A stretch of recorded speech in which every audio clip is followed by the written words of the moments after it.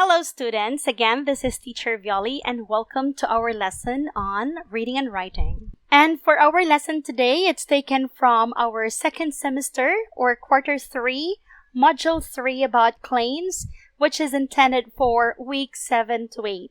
Okay? So before we dive into our discussions, let's first have our prayer. So while we're playing the video, I would like you to read the prayer silently. Let us put ourselves in the holy presence of God. In the name of the Father, and of the Son, and of the Holy Spirit. Amen.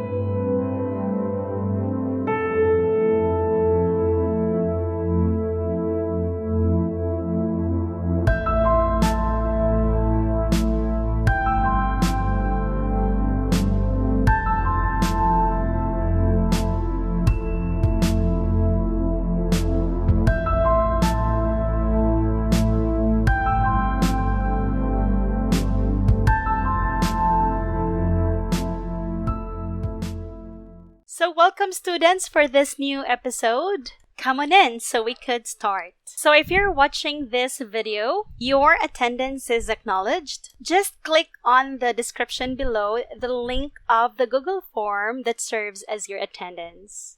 Now let's first have the virtual study rules.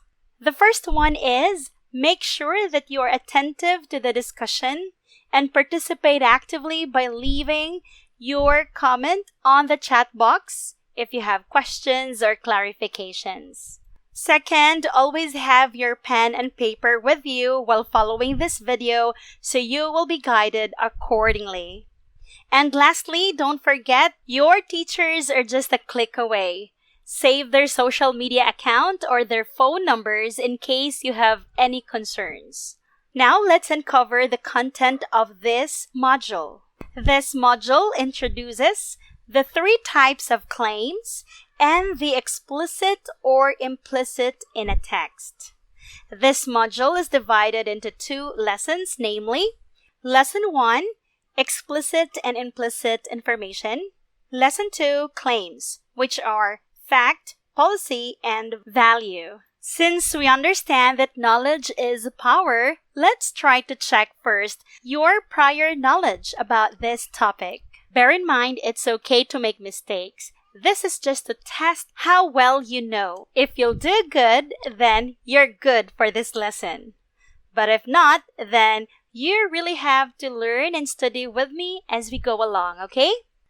Week 7, Day 1, Pretest.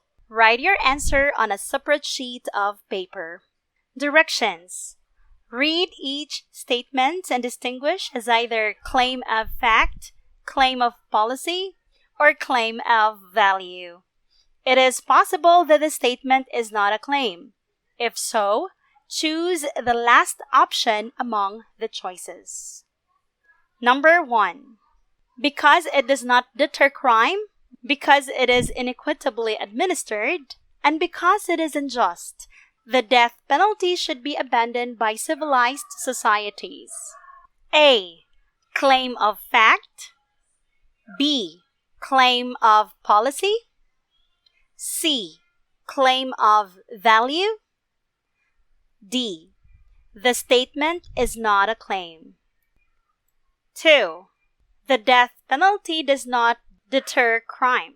A. Claim of fact. B. Claim of policy. C. Claim of value. D. The statement is not a claim.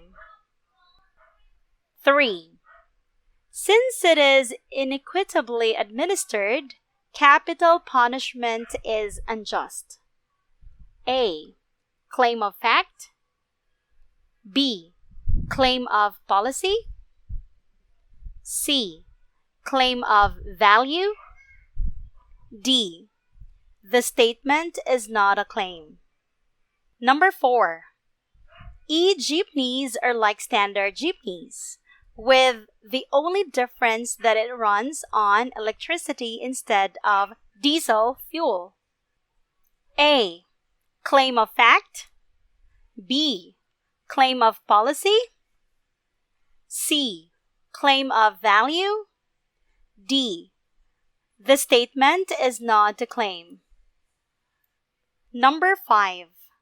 Because the social conditions that gave rise to current marijuana legislation no longer exist, and because of the potential medical and financial benefits of its decriminalization, lawmakers should consider the legal status of cannabis. A. Claim of fact. B. Claim of policy. C. Claim of value. D. The statement is not a claim. Number 6. The prejudices about the social conditions that led to current marijuana legislations are outdated. A. Claim of fact. B. Claim of policy. C. Claim of value. D. The statement is not a claim. Number 7. The presence and availability of wildlife enriches human life.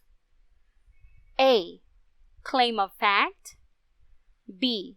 Claim of policy. C. Claim of value. D. The statement is not a claim. Number 8.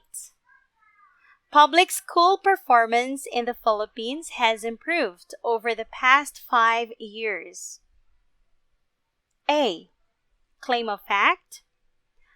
B. Claim of policy. C. Claim of value. D. The statement is not a claim. Number 9. It is unfair to force taxpayers to contribute to a school system that does not serve them. A. Claim of fact. B. Claim of policy. C. Claim of value. D. The statement is not a claim. Number 10. The tawa-tawa plant can be used to cure cancer. A. Claim of fact. B. Claim of policy. C. Claim of value. D.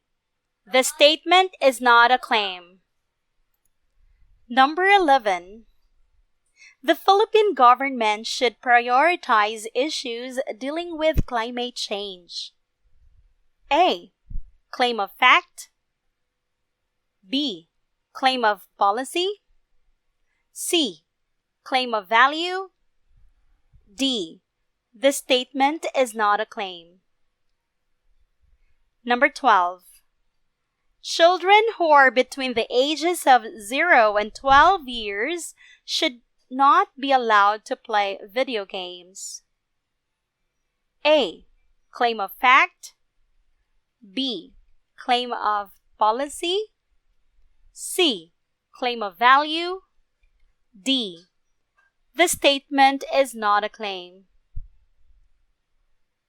Number 13. The book version is always better than the movie adaptation. A. Claim of fact. B. Claim of policy. C. Claim of value. D. The statement is not a claim. Number 14. It is an advantage for Filipinos to be fluent in English. A. Claim of fact. B. Claim of policy. C. Claim of value. D. The statement is not a claim. Number 15. The government is trying to sterilize poor people. A. Claim of fact. B. Claim of policy. C. Claim of value. D. The statement is not a claim. Okay, I think you're done answering. If you're not able to follow because it's a bit fast to you or you need some time to really think about the answers, please pause this video and you can replay the part where you need to review the question. How do you think about the test? Is it easy or difficult? Would you like to find out your score? Send your answers to your teacher's GC so she can check your answers. Don't worry, this test is not recorded. However, the result of your pre-test would be the basis of how much you've learned at the end of this lesson by taking the post-test or the assessment. Now let's proceed to our Week 7, Day 2, Lesson 1, Explicit and Implicit Information. Students, at the end of this lesson, you were expected to differentiate explicit information from implicit information. Second, you're going to distinguish whether the given statements are explicit or implicit based on the respective paragraphs. And finally, you'll have to provide the explicit and implicit information of the paragraphs. Now let's start by doing some warm-up. I would like to request that you're going to sing the song and understand the lyrics.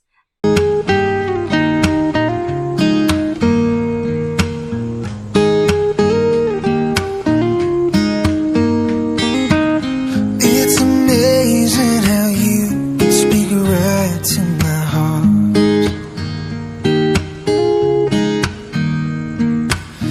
Without saying a word, you can light up the dark. Try as I may, I could never explain what I hear when you don't say a thing. The smile on your face lets me know that you need me. There's a truth in your eyes saying you'll never leave me. The touch of your hand says you'll catch me if ever I fall. You say it best when you say nothing at all.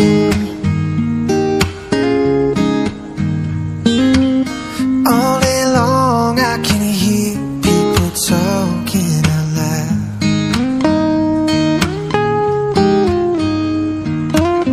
But when you hold me near, you can drown out the crowd.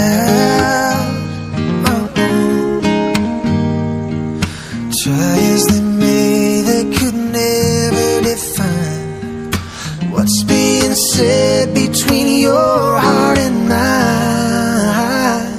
The smile on your face lets me know that you need me.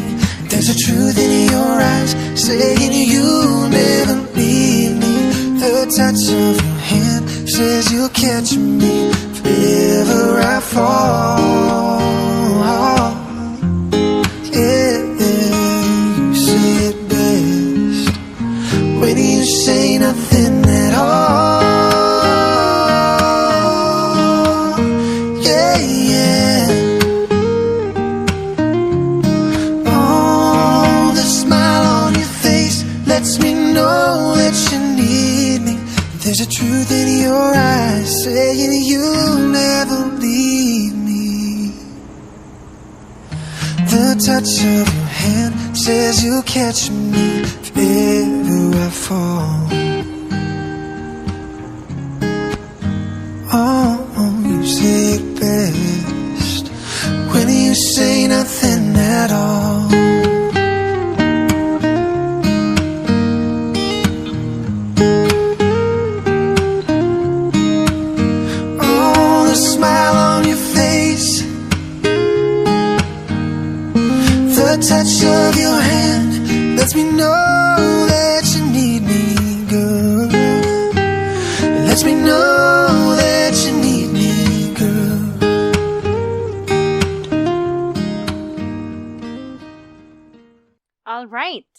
So how do you feel while listening to the song? Why do you feel that? Based on the lyrics, why do you think this song is entitled When You Say Nothing at All? Do you think the singer has mutual feeling with the person he is referring to in the song? What makes you say that? You probably have a lot of things that you can relate to from the song, right? Or you may have just analyzed based on the content of the song. Either way, you're able to get some information. Now, there are two kinds of information. One is the explicit information, and the other one is the implicit information.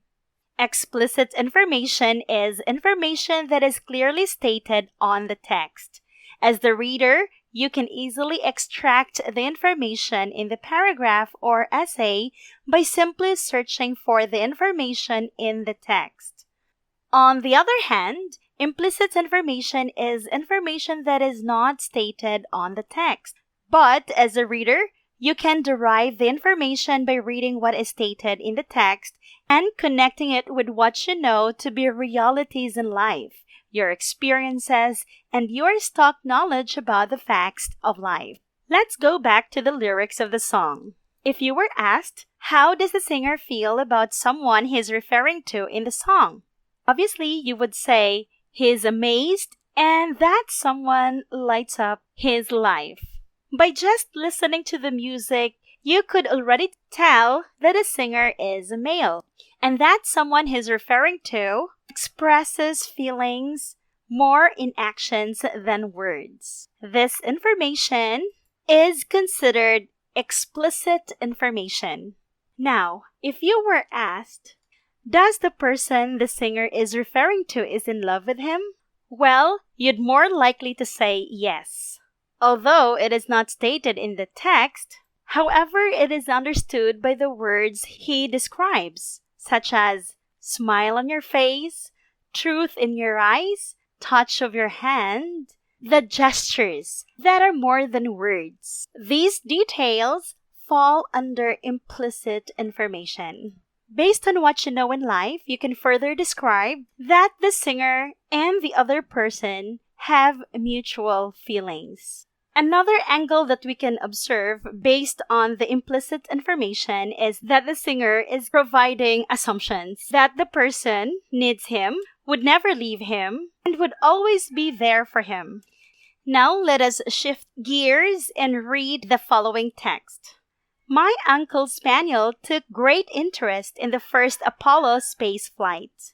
Every few minutes, he'd run eagerly towards the television set, look underneath and behind it, and trot back to sit at his master's feet.